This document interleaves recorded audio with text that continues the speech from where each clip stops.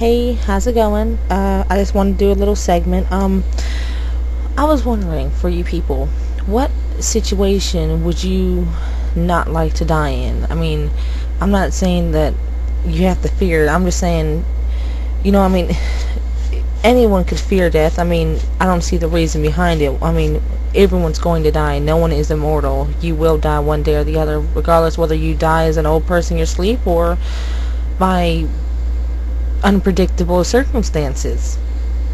Other than that, I had excuse me, I had wanted to go ahead and read you guys a list of poisonous plants and animals. Other than that, I mean, there are other situations that could happen. I mean, you could die by bus, car wreck, plane crash, train wreck. I mean, you could drown, you could get burned to death, you could get poisoned, you can get shot, bludgeoned to death, strangled. You could hit someone so hard in the chest that they would die, their hearts would stop. That's been proven. My main way I would not like to die is being eaten alive by animals. I mean, if it was a real quick food, that's it, nothing, that's fine. But I mean, they've shown on TV where lions and whatnot, they drag down an animal and they're over there eating the animal while it's still alive. I mean, they're tearing the thing apart. I mean, that's one way I wouldn't want to go. Other than that, I'm going to read you this list, but if you have any comments, go ahead and leave them. If you want to tell me what way you wouldn't want to die, I mean, go ahead and list it. Poisonous plant-wise, they've got autumn crocus, buttercups, calabar beans, sea monkshood, daffodils, foxglove, hemlock, henbane, jimsonweed, lily of the valley, mandrake, Mexican cactus, oleander, peony, pheasant's eye, poppy, potato, tobacco.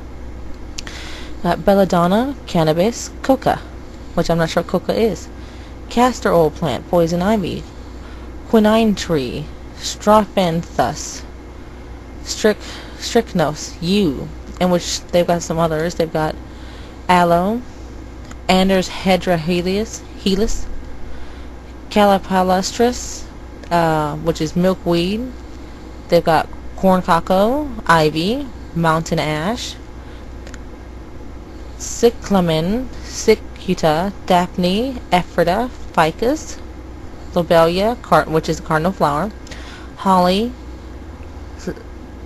laburnum, vetchling, primrose, pyrethrum, azalea, white hellebore, which there's more. I mean, there's the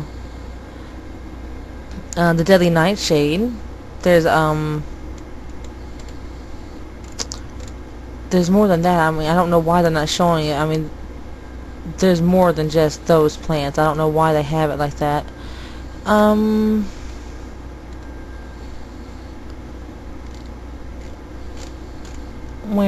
there's more than this. Other than that, I'll read off the animals. For invertebrates, they've got caterpillars and filaria, which is a parasitic worm. They don't say what type of poison it releases, but in Guatemala and Mexico, they have a similar parasite, which the filaria, can grow between 2 millimeters to 1.3 meters. The one in Guatemala and Mexico can grow to a length of 50 centimeters. Filaria can cause swelling, inflammation, and boils. If you remove it most times from the lethal end, the recovery will be really fast. The poison, the Guatemalan parasite, can cause visual impairments, even loss of sight, convulsions, muscle pain, sleeplessness. After removing the worm, the recovery is almost immediate. For marine animals, they have the cone shell, or cone snail. Marine snails are found in reef environments throughout the world. There have been 30 recorded cases of human envenomation by fish eating cone shells. Some cases have been fatal.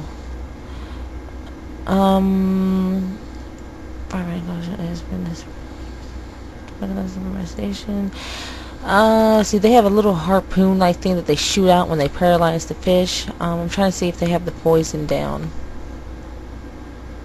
It says it's a highly potent concoction of neurotoxins used to paralyze its prey, especially vital factor for the fish-eating species. They're classified according to their prey. piscivorous, which is fish eaters, molluscivorous, mollusk eaters, and vermivorous, which is worm eaters. And they got all kinds of pretty shells. Yay! Let's see if they have anything about the venom itself, what kind it is.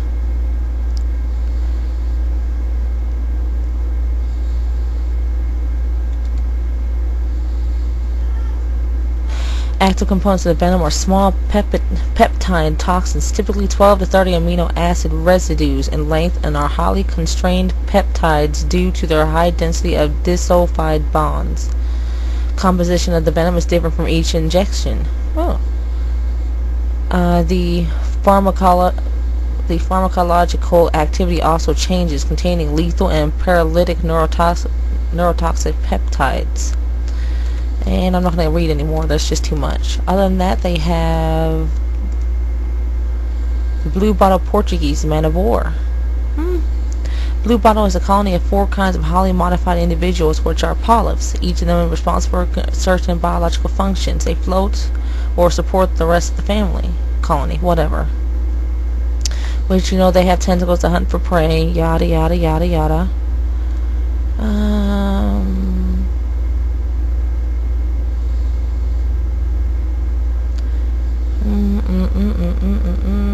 Okay.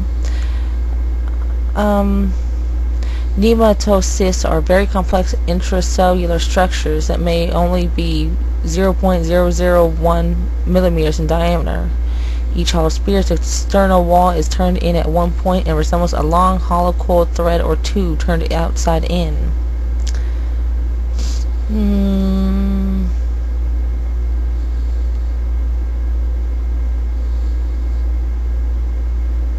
Let's see, do they have anything about the poison? Nope, sorry, they have nothing on the poison for that one that I'm reading. Next is the blue-ringed octopus, which is reaching up to 100 grams and 20 centimeters across spread tentacles. Found from Japan to Australia in shallow tropical waters and tide pools. It is normally yellowish brown, but when disturbed, the octopus changes its rings to bright blue, thus showing its change of mood. The venom is contained in the saliva, which is produced by a couple of glands that have the same size as the brain of the animal. The venom has 2 components. One of them is probably most effective in crabs, but relatively harmless to humans. The other one is the same as the toxin present in the pufferfish, which is tetrodotoxin. Serves as a defense against predatory fish. The bite is usually painless. Has a neuromuscular paralyzing venom. It is not injected but enters the wound in saliva. Some people soon notice numbness around the mouth, followed by paralysis. Death will result from respiratory failure. Box jellyfish, which is box jellyfish, box fish, deadly sea wasp.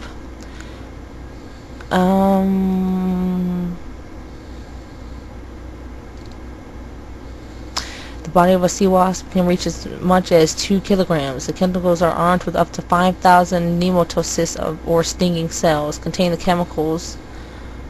Well, if they would even say the chemical names, I could tell you. Has cardiotoxic, neurotoxic, and highly dermatonephrotic components.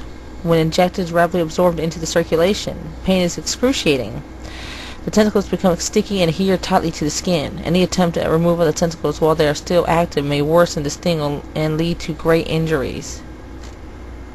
Next is the lionfish or turkeyfish or firefish. Brightly colored fish found in coral reefs, especially in shallow waters of the Indo-Pacific region. Have venomous spines that can produce painful puncture wounds. Fatalities, however, are rare. They have elongated dorsal fin spines and enlarged pectoral fins. Each species has a particular pattern of zebra-like stripes.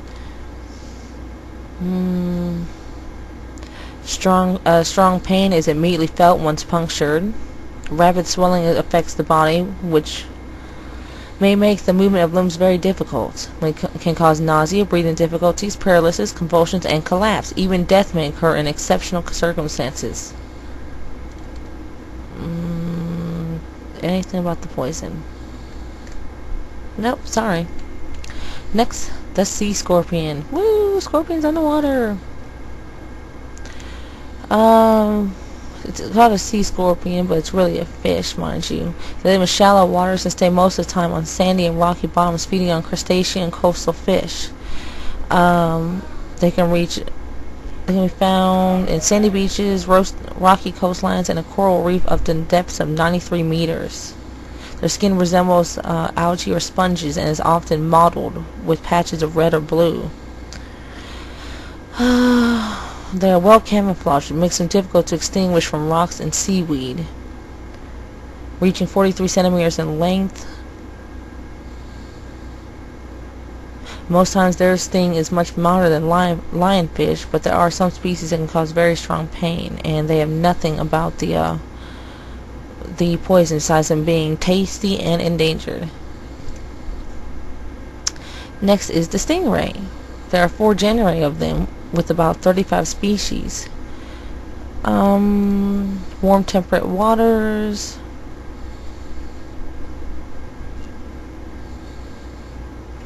The stings cause profuse bleeding, excruciating pain that can last for months, accompanied by large swelling. Large stingers have enough force to break a wooden boat by lashing their tails. If a person is unlucky enough to be stabbed in the chest or abdomen, there may be another fatality reported, such as you know about the Steve Irwin when he got stabbed in the chest.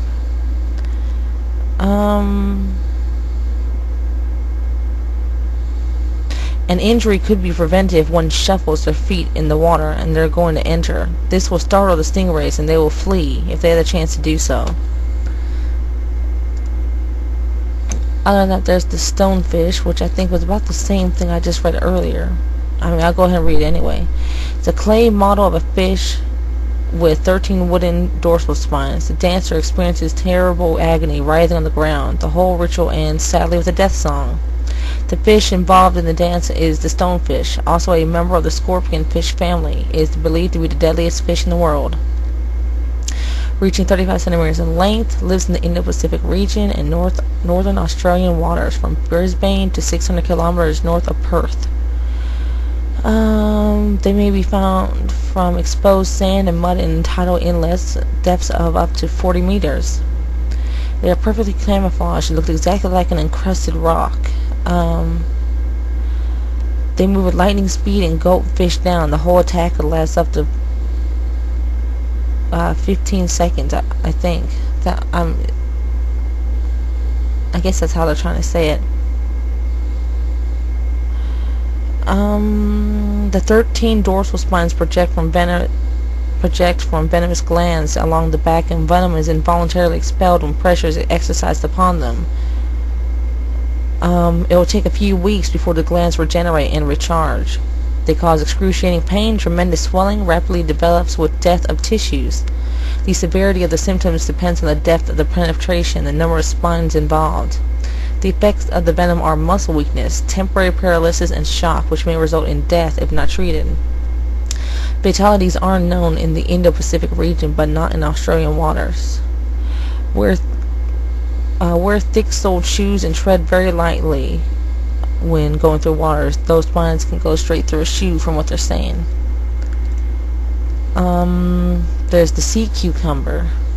When endangered, they expel their viscera together with the covarian organ. In the water, it becomes larger and spits into long white sticky threads that adhere to the enemy's body. The venom of the sea cucumber quickly weakens the muscles of the enemy.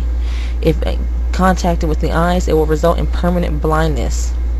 The substance is holothurian, which has been isolated from the covarian organ. It is a strong poison.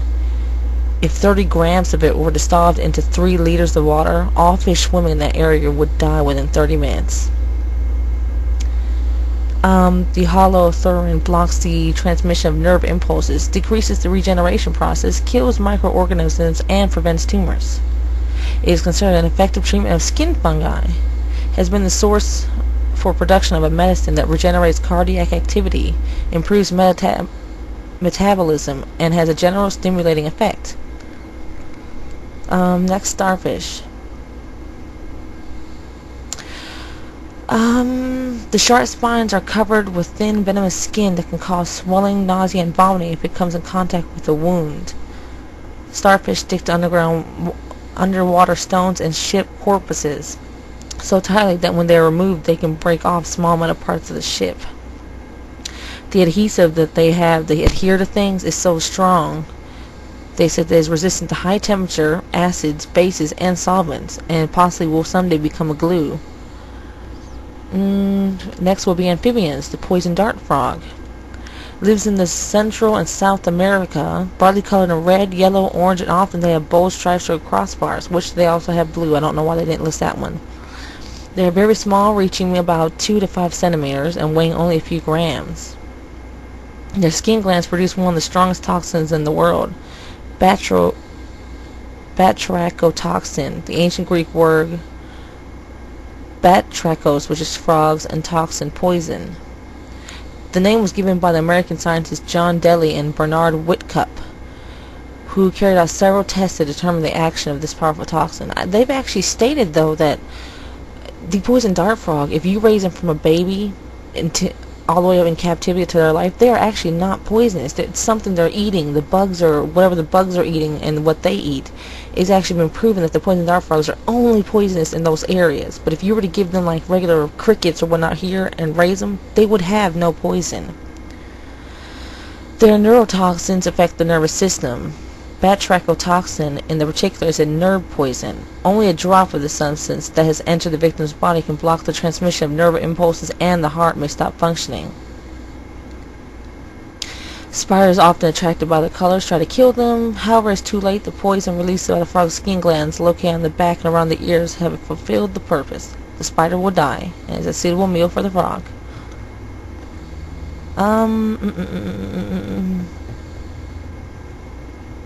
Pass on that one. There's the salamander. Inhabits Central and South Europe, Northwest Africa, and Southwest Asia. About 20 centimeters long, a short tail, and short, strong limbs without a web. Skin is shiny black with bright yellow spots. It lives in wet forests, the coasts of mountain rivers, and streams. Active in dusk and night, and feeds on invertebrates. When teased, the animal will secrete the defensive poison liquid, which contains salamandrin and steroid alkaloids. Salamandrin is a strong neurotoxin, so the poison is usually characterized by convulsions. The salamander cannot be dangerous for humans. They don't list it as well, but there's also, the cane toad, which secretes poisons. I don't know why they don't have that one, but that is one of them. Let's see, there are coral snakes, there's king cobras. There's the adders, the vipers, copperheads. Mind you, I'm just listing these ones off. They don't have this one list. I don't know why. I mean, these are poison sounds too, and they don't have them all down. There's the Gila, I think it's Gila monster. The rattlesnake, the sea snake. There's all kinds of cobras. I mean, there's the mamba, there's the taipan.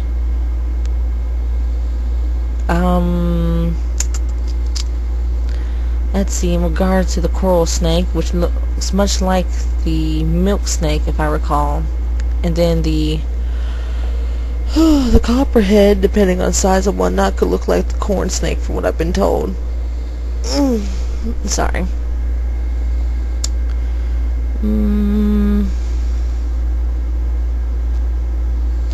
Let's see if they have anything about their poison.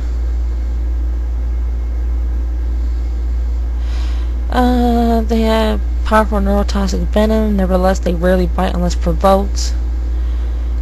There's a difference between the coral snake and the milk snake. It says to remember between both of them: red on yellow, kill a fellow; red on black, venom lack. Either case, don't touch them. Then there's the Gila monster, which is a lizard.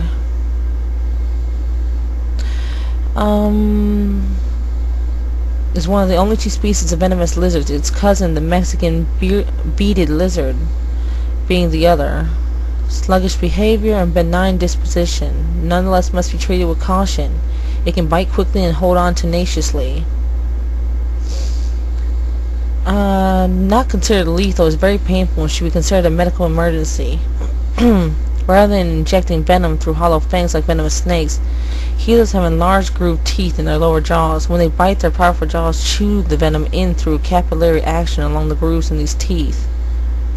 Gila monster venom is about as toxic as that of a western diamondback rattlesnake. However, a relatively small amount of venom is introduced in a Gila bite.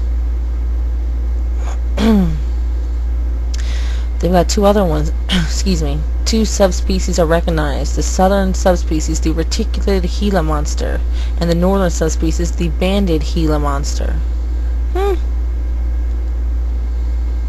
The Gila monster venom called Exendin 4 is currently being investigated as a promising new drug to treat type 2 diabetes. The peptide stimulates the secretion of insulin in the presence of elevated blood glucose levels, has the effect of slowing gastric emptying. Phase 1 clinical studies have recently begun with this exciting investigational drug. In any case, there's the rattlesnake. Don't feel like reading about him. Just about everyone knows about the rattlesnake. There's the black widow, the brown recluse spider.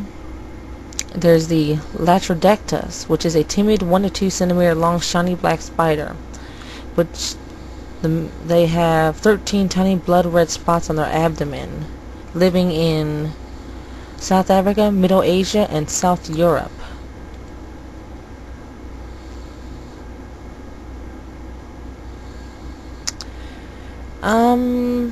They don't have anything what the poison is. I'm reading that says the bite causes a little red spot which disappears quickly. In 10 to 15 minutes occurs a strong sharp pain accompanied by vomiting, fever, tingling of the limbs, dizziness, panicking, shortage of breath, and seizures. The face will turn blue, the pulse gets arrhythmic, and the urine contains albumin, proteins, and blood.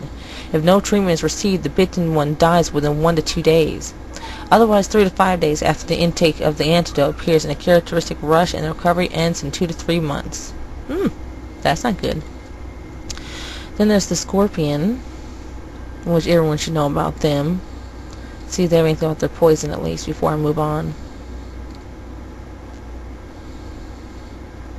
Comprised of a variety of compounds, most have not been investigated. The venom from a single scorpion may include several neurotoxins, histamine, serotonin, enzyme inhibitors, and other identified compounds. Each neurotoxin is believed to target specific kinds of animals. Because if I recall correctly, they said scorpions decide how much poison they want to let out. Not even it could be the deadly. I think it's the emperor scorpion. I think from what they said that some of them could say they could choose to just sting you, like cause you pain and say like go away. I mean, it could be a poisonous one. It could sting you just a little bit, and you wouldn't die. But I mean, you don't want to take the chance and find out that the sting that it just gave you is the one that would be lethal. So, I mean, any sting, you should just move on and get some help. Then there's the tarantula. They live about everywhere.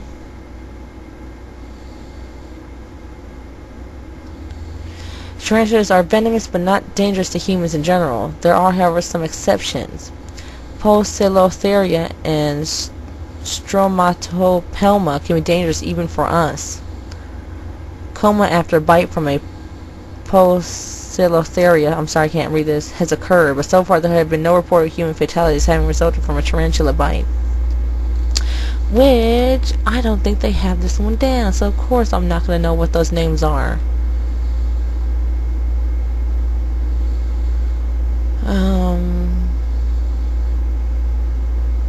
They got all these other names, Latin names, but not the real name, and I'm not going to sit here and try and read these all to you guys. I'd bore you to death. I'm already boring you anyway, I'm sure. Don't care. They've got ants. They got the beetle bombardier. They got honeybees. Scolopendra, which this one's the giant version they're talking about. Which looks like a giant centipede, the biggest representative of them all, reaching up to 26 centimeters. The poison contains acetylcholine, histamine, serotonin, which they don't list all of them, accompanied by a local sharp pain, similar to a hornet sting, severe swelling, chills, and fever, in which they got the little bubble form up to 39 degrees, and then weakness. They got the Spanish fly. Green 11 to 21 millimeter long European beetle that has an unpleasant smell. Feeds on tree leaves. When the Spanish fly feels in danger, it secretes a kind of buttery liquid which causes reddening and rash on the skin. After long research, it is established that the poison effect is due to a colorless, odorless, crystalline substance, which was called cantharidin, after the French chemist who first extracted it. The lethal dose for humans is about 0.03 grams. High doses of this can cause excessive salivation, stomach, kidney, and urinogenital system inflammations, as well as headache, vomiting, and bloody diarrhea. Can even develop seizures, but a lethal end is not very common. And they got termites, they got wasps, they got the platypus, they got this one I don't know, Saurisidae, poisonous mammal related to the mole. It looks like a mouse and has a body length of up to 7 to 10 centimeters. Only the North American short-tailed Blurina brevicata, the big European aquatic Neomis Phodian. So I'm not going to even read all this crap. The poison is in the front of the teeth and flows out during biting and cause paralysis and death to small mammals. And humans may occur a weak local inflammation on the site of the bite, but no documented case of death except in gypsy folklore. Other than that, that's all they have. I don't know why that's all they have. There's more than that. I don't understand why that's all they have.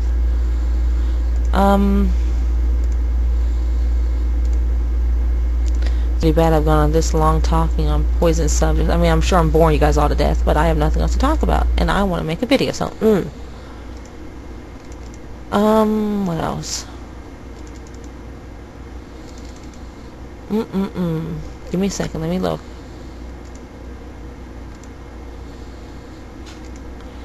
Let me see if I missed anything. For those poison snakes, I missed one. There was the crates. 3 types of venomous snakes. Apis thoglyph, however you say that. Proteroglyph and solenoglyph. The op one, whatever, are mostly harmless or mildly venomous snakes. Their fangs are usually enlarged rear teeth with a groove that venom flows down while they're swallowing their prey. Proteroglyphs have small, fixed, non-movable front fangs. When they bite, they hang on and chew their prey to envenomate them. Cobras, which is naha, mambas, kraits, taipans, coral snakes, and sea snakes are good examples of these. They are some of the deadliest snakes in the world. Solenoglyphs have movable front fangs that fold back into their mouth until they are needed. They are very dangerous, for they can open their mouths almost 180 degrees with their fangs extended straight out. They can strike at any portion of the body, and their attack is much unpredictable. Rattlesnakes, eyelash vipers, gaboon vipers, cottonmouths, and copperheads belong to this type. Snake venom is modified saliva, primarily used for hunting, which is capturing and digesting prey. Some venom is hemotoxic, affecting the blood. Almost all American pit vipers have hemotoxic venom. It destroys tissues and causes great pain, swelling, and thinning or thickening of the blood. Neuroxic venom attacks the nervous system, causes death as a result of heart failure or suffocation. This bite may not be painful. Cobras and coral snakes fall into this category. Venom may function as hemotoxin, neurotoxin, or a combination of both. It is made up of 20 different enzymes, but species usually have 6 to 12 of them.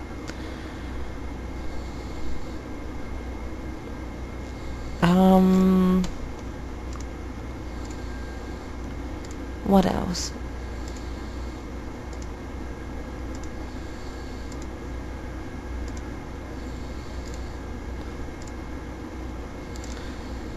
Let's see. Damn, how far did I go?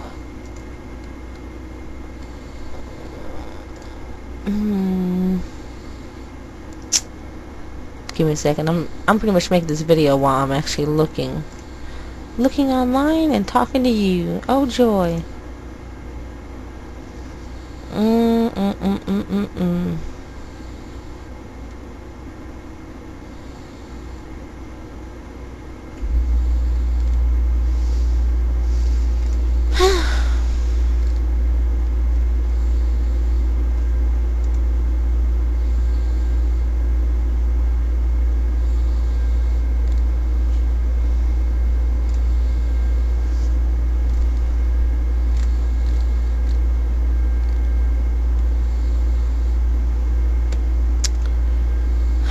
Well, let's see.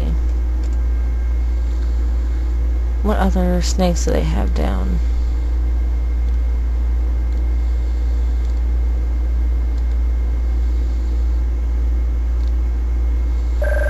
Any case, since the phone's ringing now, I guess I'm going to finish my movie, and I will talk to you guys another time. Bye.